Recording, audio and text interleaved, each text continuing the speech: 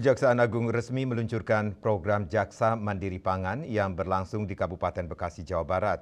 Program ini merupakan inisiatif strategis kejaksaan untuk mendukung ketahanan pangan nasional melalui optimalisasi aset negara. Berlokasi di Kabupaten Bekasi, Jawa Barat, Kejaksaan Agung resmi meluncurkan program Jaksa Mandiri Pangan.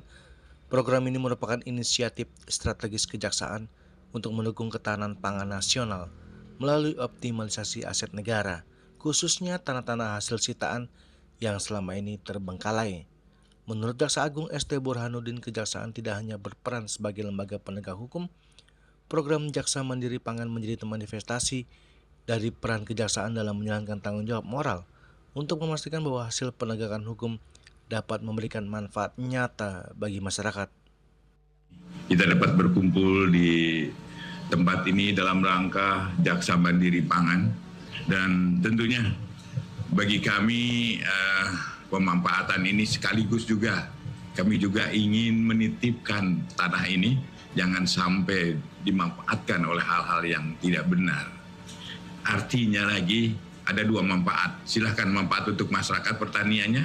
Kedua, dia adalah manfaatkan untuk bagaimana mengamankan aset-aset ini.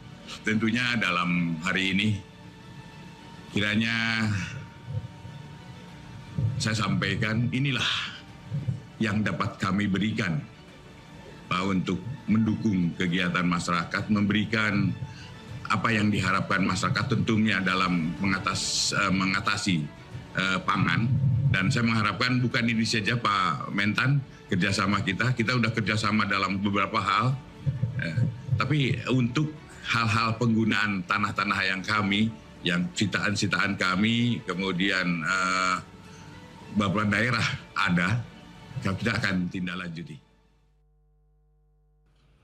Lewat program ini, kejaksaan berkomitmen mentransformasikan lahan-lahan sitaan menjadi lahan pertanian produktif.